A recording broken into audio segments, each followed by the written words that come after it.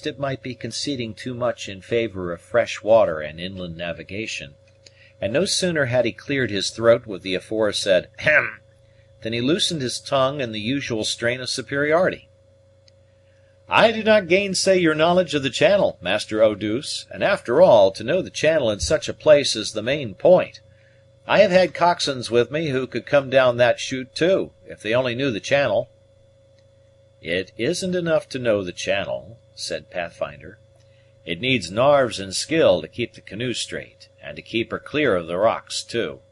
There isn't another boatman in all this region that can shoot the Oswego, but Eau douce there, with any sartainty, though now and then one is blundered through. I can't do it myself, unless by means of Providence, and it needs Jasper's hand and eye to make sure of a dry passage. 14 spoonfuls, after all, are no great matter, though I wish it had been but 10, seeing that the sergeant's daughter was a looker-on." "And yet you conned the canoe. You told him how to head and how to sheer." "Human frailty, Master Mariner, that was a little of white skin nature. Now had the Sarpent yonder been in the boat, not a word would he have spoken or thought would he have given to the public.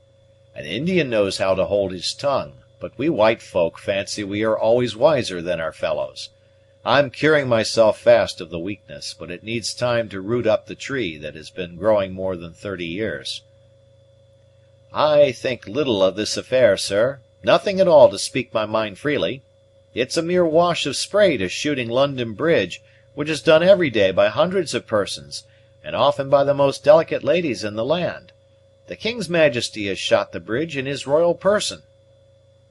"Well, I want no delicate ladies or King's Majesties, God bless 'em, in the canoe, in going over these falls, for a boat's breadth, either way, may make a drowning matter of it. Eau douce, we shall have to carry the sergeant's brother over Niagara yet, to show him what may be done in a frontier." "The devil! Master Pathfinder, you must be joking now. Surely it is not possible for a bark canoe to go over that mighty cataract." "You never were more mistaken, Master Cap, in your life. Nothing is easier, and many is the canoe I have seen go over it with my own eyes, and if we both live, I hope to satisfy you that the feat can be done. For my part, I think the largest ship that ever sailed on the ocean might be carried over, could she once get into the rapids." Cap did not perceive the wink which Pathfinder exchanged with Eau douce, and he remained silent for some time, for, sooth to say, he had never suspected the possibility of going down Niagara, feasible as the thing must appear to every one on a second thought, the real difficulty existing in going up it. By this time the party had reached the place where Jasper had left his own canoe, concealed in the bushes, and they all re-embarked, Cap, Jasper, and his niece in one boat, and Pathfinder, Arrowhead, and the wife of the latter in the other. The Mohican had already passed down the banks of the river by land, looking cautiously and with the skill of his people for the signs of an enemy. The cheek of Mabel did not recover all its bloom until the canoe was again in the current, down which it floated swiftly, occasionally impelled by the paddle of Jasper. She witnessed the descent of the falls with a degree of terror which had rendered her mute, but her fright had not been so great as to prevent admiration of the steadiness of the youth who directed the movement from blending with the passing terror. In truth, one much less sensitive might have had her feelings awakened by the cool and gallant air with which Eau douce had accomplished this clever exploit. He had stood firmly erect, notwithstanding the plunge, and to those on the shore it was evident that, by a timely application of his skill and strength, the canoe had received a sheer which alone carried it clear of a rock over which the boiling water was leaping in jets d'eau, now leaving the brown stone visible, and now covering it with a limpid sheet, as if machinery controlled the play of the element.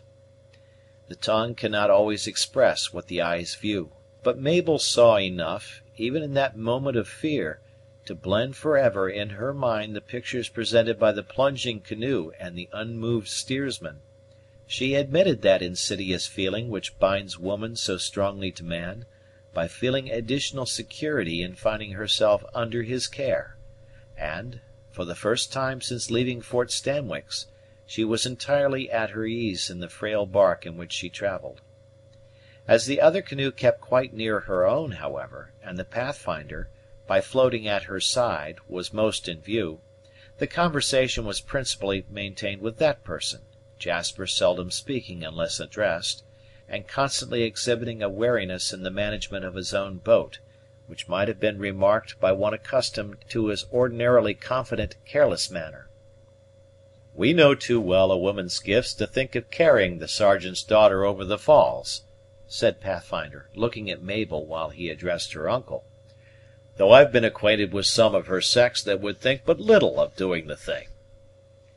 "Mabel is faint-hearted like her mother," returned Cap, "and you did well, friend, to humor her weakness. You will remember the child has never been at sea." No, it was easy to discover that. By your own fearlessness, any one might have seen how little you cared about the matter. I went over once with a raw hand, and he jumped out of the canoe just as it tipped, and you may judge what a time he had of it." "What became of the poor fellow?" asked Cap, scarcely knowing how to take the other's manner, which was so dry, while it was so simple, that a less obtuse subject than the old sailor might well have suspected its sincerity. "One who has passed the place knows how to feel for him." "He was a poor fellow, as you say, and a poor frontiersman too, though he came out to show his skill among us ignoranters. What became of him? Why, he went down the falls topsy-turvy like, as would have happened to a courthouse or a fort." "If it should jump out of that canoe," interrupted Jasper, smiling, though he was evidently more disposed than his friend to let the passage of the falls be forgotten. "The boy is right," rejoined Pathfinder, laughing in Mabel's face, the canoes being now so near that they almost touched. "He is sartainly right. But you have not told us what you think of the leap we took." "It was perilous and bold," said Mabel. "While looking at it, I could have wished that it had not been attempted, though, now it is over, I can admire its boldness and the steadiness with which it was made." "Now, do not think that we did this thing to set ourselves off in female eyes. It may be pleasant to the young to win each other's good opinions by doing things which seem praiseworthy and bold, but neither Eau douce nor myself is of that race. My nature has few turns in it, and is a straight nature, nor would it be likely to lead me into a vanity of this sort while out on duty. As for Jasper, he would sooner go over the Oswego Falls, without a looker-on, than do it before 100 pair of eyes. I know the lad well from much consorting, and I am sure he is not boastful or vainglorious."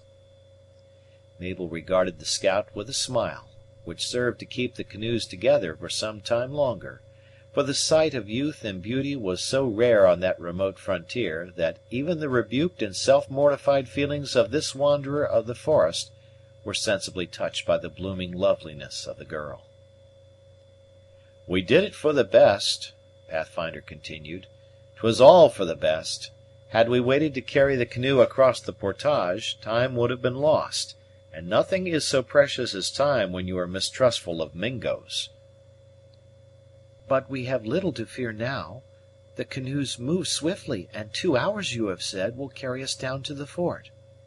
"It shall be a cunning Iroquois who hurts a hair of your head, pretty one, for all here are bound to the Sergeant, and most, I think, to yourself, to see you safe from harm. Ha, Eau douce! What is that in the river, at the lower turn yonder, beneath the bushes? I mean, standing on the rock."